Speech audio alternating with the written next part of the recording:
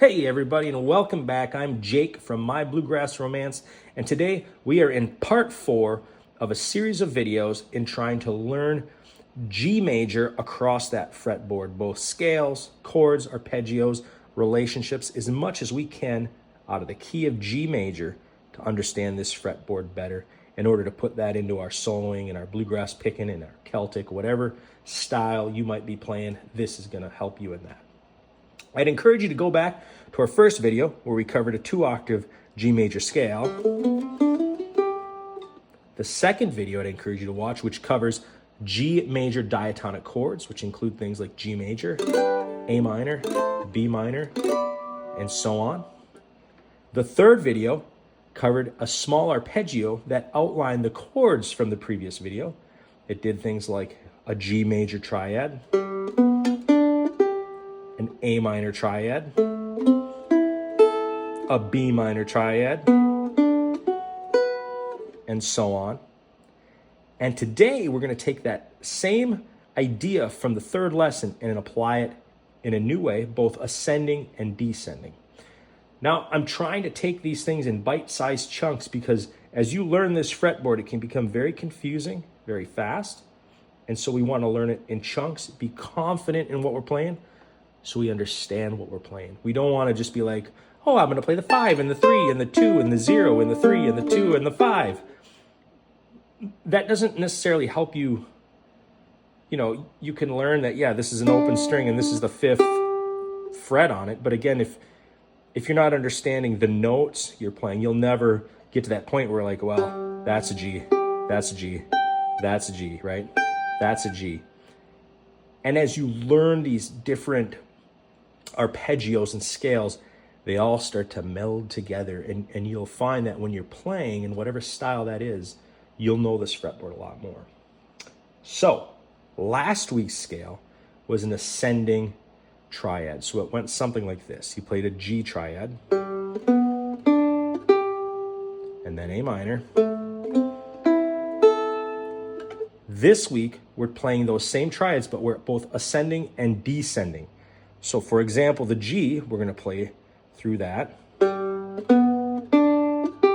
but then also go back down the previous 2 notes you played. So in total, that'll be.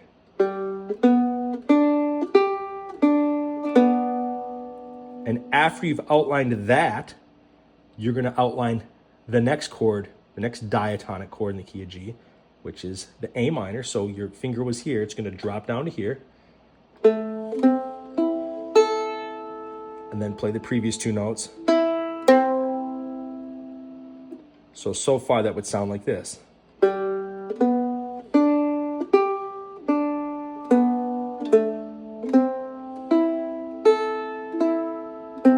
And then keep going up, B,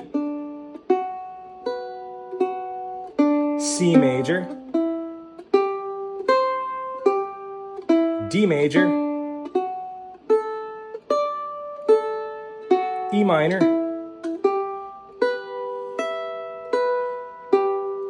F sharp diminished, G major.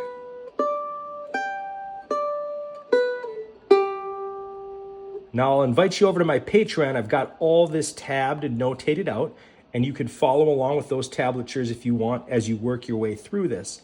But again, I'll play through the entire thing slowly. Again, I like to call out the chords I'm outlining as I go. So I'm sort of learning, especially the root notes. So when I say G, right? I have that G here, and I have a G here. And when I go to the A minor, I've got that A that I'm starting on. I'm also playing this open A. And then B, there's a B. There's a B. C, C, D major, there's a D, E minor, there's an E, there's an E, and then F sharp, diminished, there's an F sharp, and then back to G, right? There's a G.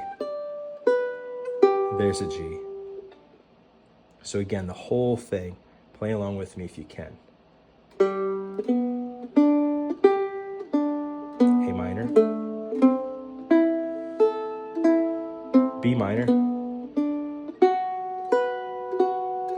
C major, D major,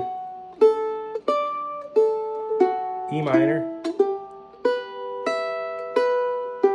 F sharp diminished, G major.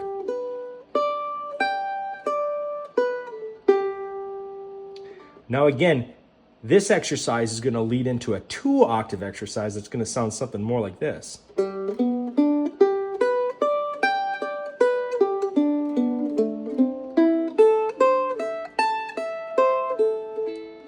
And so on, up and down the fretboard. Now, one thing I want to point out, don't go yet, is that when I play this, I want you to observe how I'm doing this. I've said this on previous videos. The mandolin doesn't have a lot of sustain as a natural, just as an instrument. It's small, high strung, right? It just doesn't have a lot of sustain compared to, say, a guitar. So we want to accentuate that when we play the instrument as much as we can. And it's not that staccato things like this aren't good, but we want to try to get that full sound. So watch these fingers when I play this scale.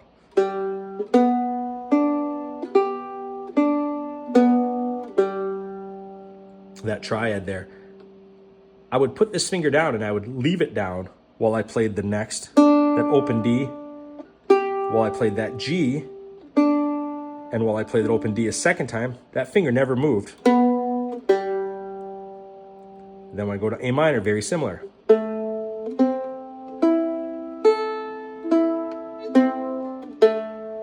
And you can hear those notes begin to get held out. It also, I don't waste time lifting my fingers up when I don't have to, like this.